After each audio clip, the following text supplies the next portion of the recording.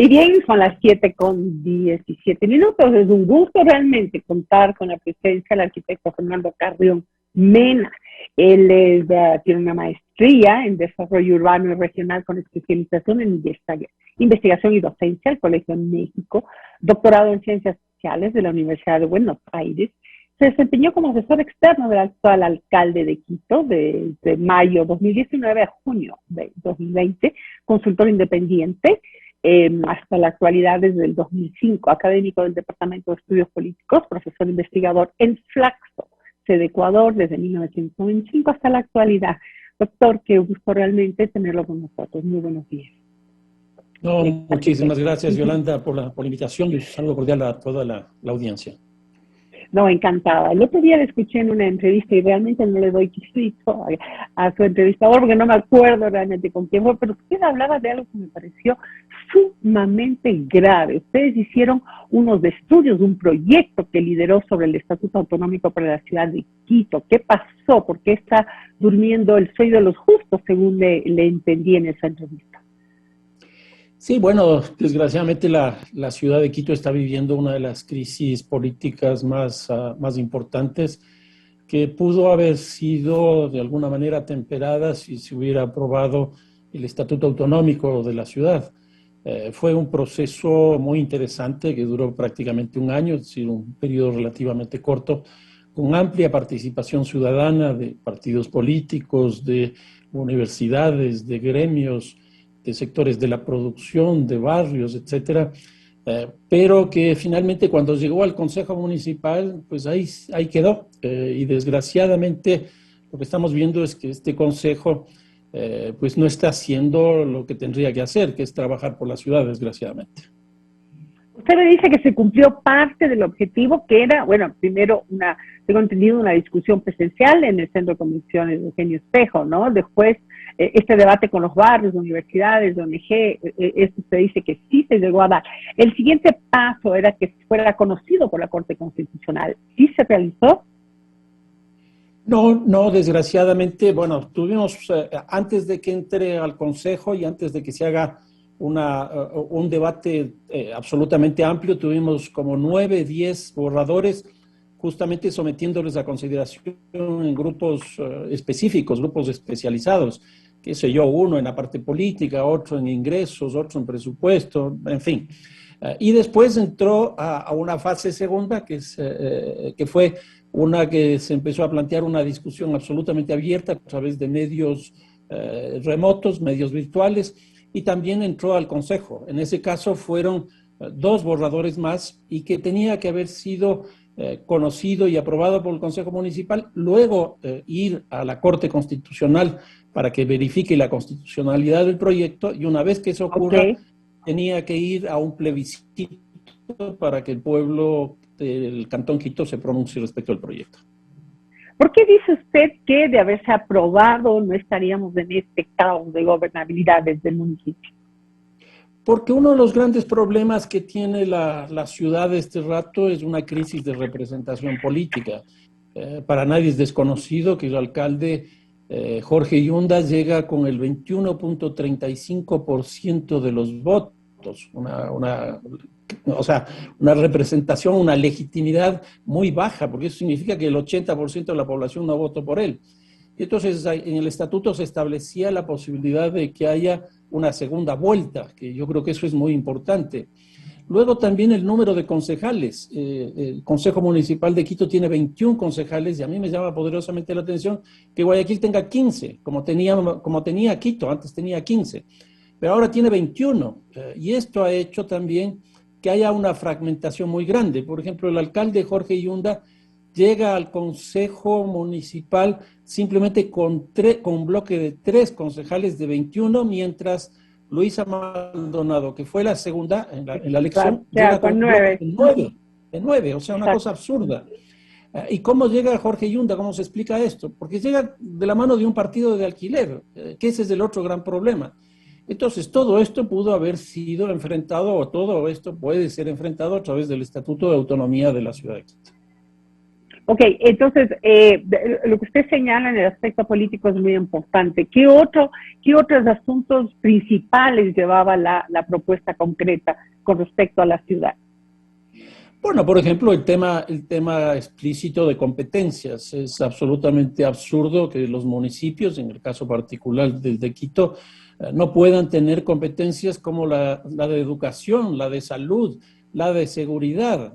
Por ejemplo, en el caso de salud, ahora estamos viendo los grandes problemas que existe con un sistema sanitario absolutamente centralizado que no tiene capacidad ni siquiera de poner vacunas. Entonces, se hacía una entrega de la competencia de salud al municipio de Quito bajo la rectoría, obviamente, del Ministerio de Salud. Lo mismo en el caso de educación, porque incluso los municipios, las escuelas y colegios municipales que habían tenido una larga trayectoria de calidad, pues pasaron a ser básicamente nacionales. Y el tema de seguridad es una cosa paradójica, porque el municipio de Quito cobra una tasa de seguridad, pero no tiene la competencia de seguridad. Entonces, lo que está haciendo es recogiendo recursos para entregarle a la Policía Nacional. ¿Tenía también contemplado algo en el aspecto de planificación de la ciudad para evitar que esto siga creciendo así como un pequeño Frankenstein?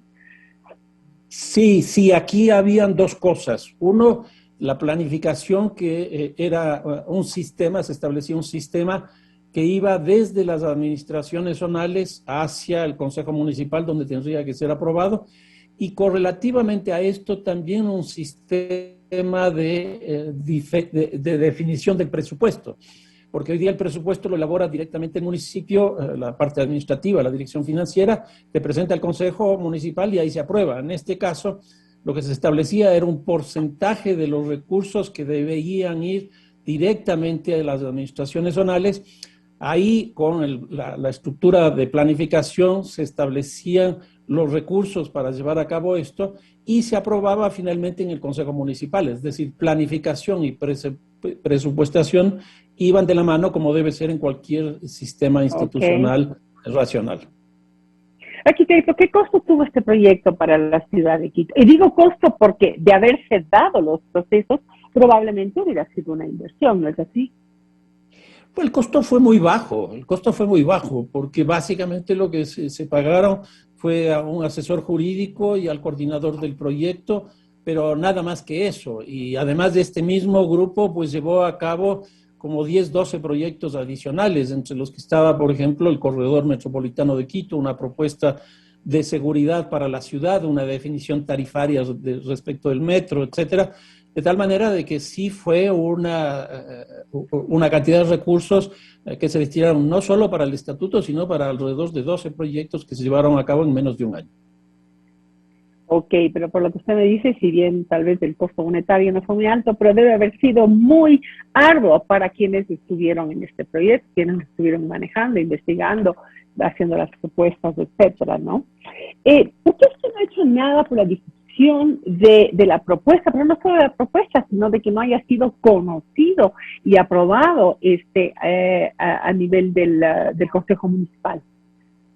Bueno, fue presentado al Consejo y desgraciadamente, bueno, también cayó la pandemia, que esa fue un poco la razón, y las prioridades se cambiaron. Pero ya ha pasado más de un año de esa situación y lo lógico hubiera sido que el Consejo retome ese debate, esa discusión y finalmente lo apruebe para enviarle precisamente a la Corte Constitucional, con lo cual yo creo que estaríamos en muy buenas condiciones, sobre todo para un nuevo periodo electoral, que ya faltan 2 años, porque ese es el ritmo que nosotros tenemos. Y aquí, Yolanda, una cosa que es muy interesante. Quito ha tenido en este siglo 5 alcaldes de 5 partidos políticos distintos. Esa es la crisis de representación que tiene Quito. Si nosotros nos comparamos con Guayaquil, del año 92, es decir, 29 años, Guayaquil ha tenido un solo partido político y 3 alcaldes. Eso nos muestra que en Guayaquil hay un proyecto de ciudad y en el caso de Quito eso no existe. No existe un proyecto de ciudad porque cada 4 años llega nuevamente Sebastián de Benalcázar para fundar la ciudad. Efectivamente. Ahora, insisto, mire, el hecho de haber, no, obviamente yo sabía que esto se había dado hace tiempos, pero uno lo pierde de la memoria, sobre todo con tantos sucesos que se dan en nuestro país permanentemente. Pero el otro día que le escuché, o sea, realmente me llamó muchísimo la atención que dónde estaría este proyecto, qué pasaría con él. Usted no ha hablado individualmente con concejales para que ellos exijan el tratamiento en el consejo de este proyecto. Hacer No, algo al desgraciadamente. respecto, pasarlo a grupos ciudadanos, no sé, unirse nuevamente con quienes inicialmente lo conocieron, lo debatieron y hacer una propuesta conjunta a que sea tomado en cuenta.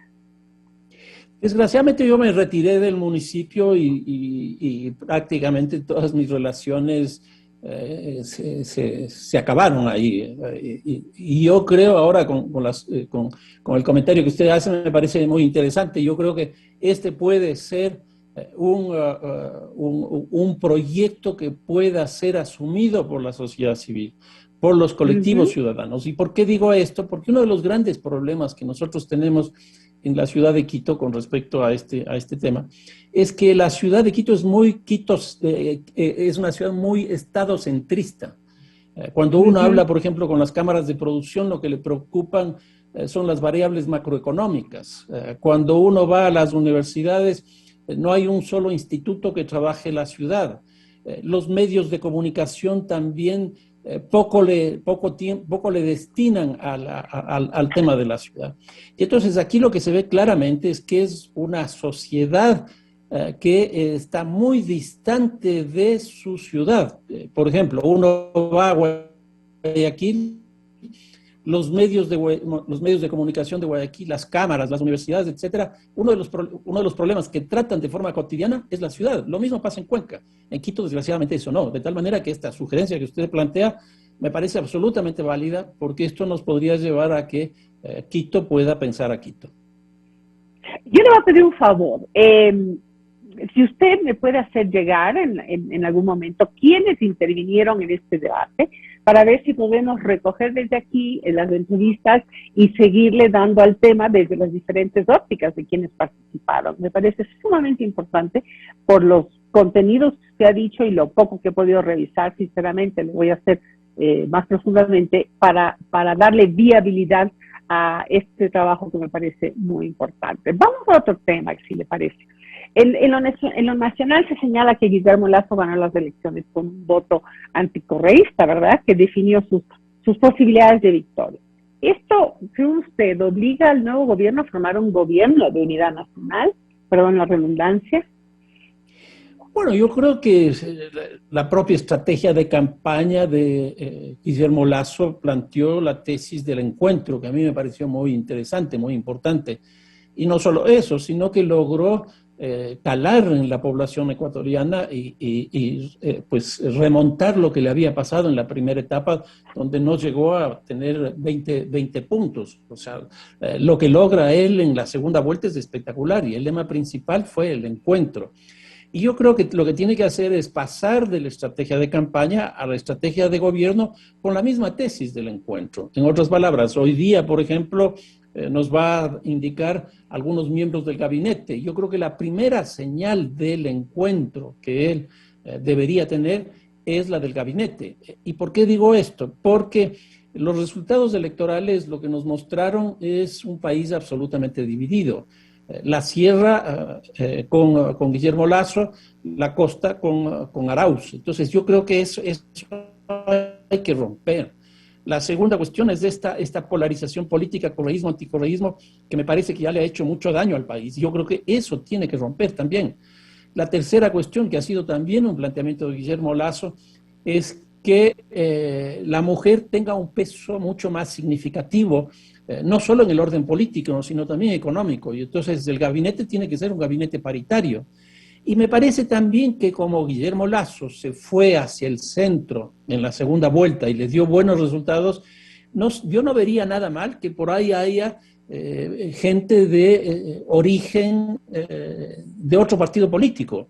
En otras palabras, yo creo que la primera señal, el primer guiño respecto del encuentro que él planteó en la campaña electoral y que ahora debe llevarlo a cabo en la política pública en su gobierno, va a ser el gabinete y hoy día vamos a tener esa expresión.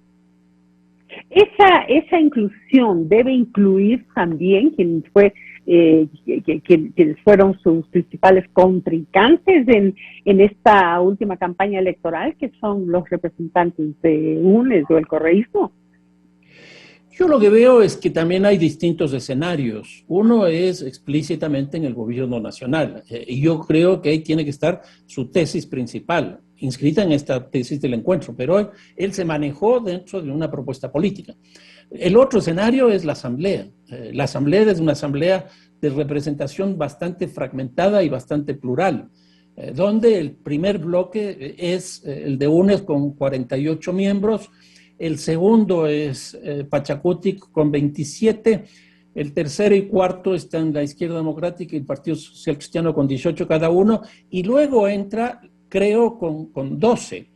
Entonces, ahí tiene que construir alianzas. Y yo creo que las alianzas con un grupo más o menos afines a Creo y a Guillermo Lasso deberían plantearse una agenda legislativa de largo plazo. Y frente al resto de miembros de la Asamblea, me parece que tendría que ser caso por caso.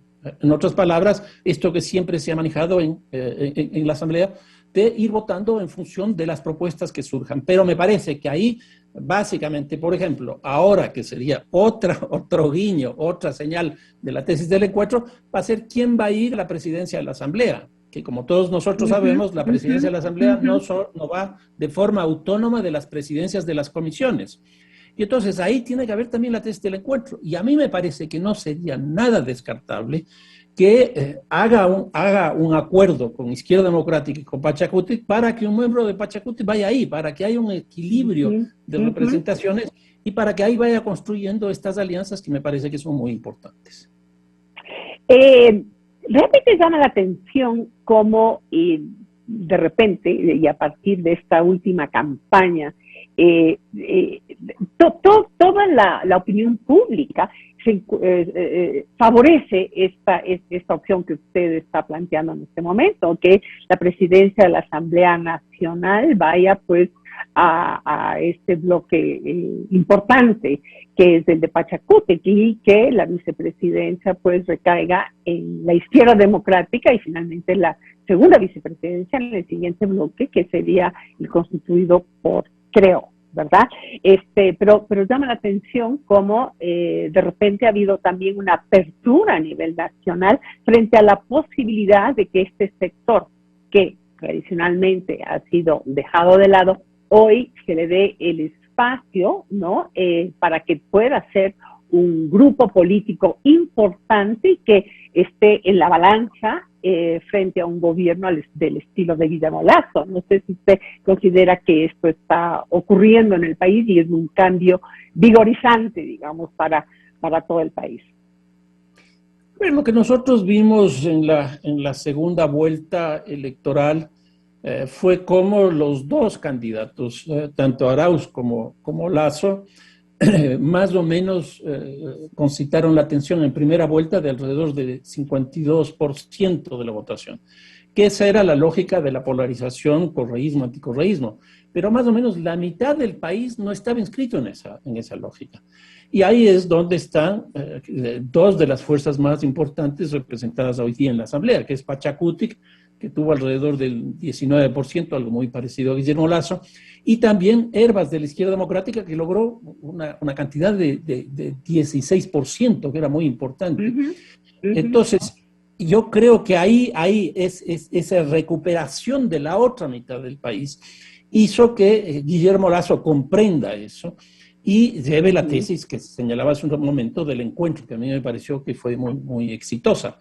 Ahora, yo creo, nuevamente regresando al tema del gabinete, que a mí se me hace falta que ya nombre, por ejemplo, yo diría tres ministros que me parece que en este momento son claves. Uno es el de gobierno, para que sea justamente esa persona la que lleve a cabo las negociaciones en la Asamblea, porque ese es un tema central de búsqueda de equilibrios políticos, de búsqueda de concertación, de búsqueda de acuerdos. El segundo tema que a mí me parece absolutamente clave es el de la economía. Una de las cosas que vimos con el resultado electoral es que, por ejemplo, el riesgo país bajó sustancialmente y eso para el Ecuador es una buena noticia. Pero necesitamos ya que alguien esté en ese puesto para que nos esté planteando cómo es lo que vamos a salir en la economía. Y el tercer ministro, y clave, pero muy clave, es el de salud por el tema de las vacunas. Ya se conoce que el propio presidente electo, Guillermo Lasso, está haciendo personalmente gestiones ante países para traer vacunas.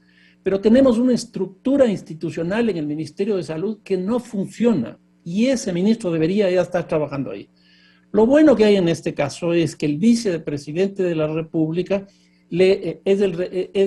ha asumido ya el tema de la salud. Y entonces eso, de alguna manera, está atenuando esta cuestión. Pero me parece que es absolutamente necesario que ya esté el ministro de Salud nombrado. Por eso señalaría nuevamente que estos tres ministerios, el de Gobierno, el Ministerio de Economía y el Ministerio de Salud, deberían estar ya prácticamente en funciones.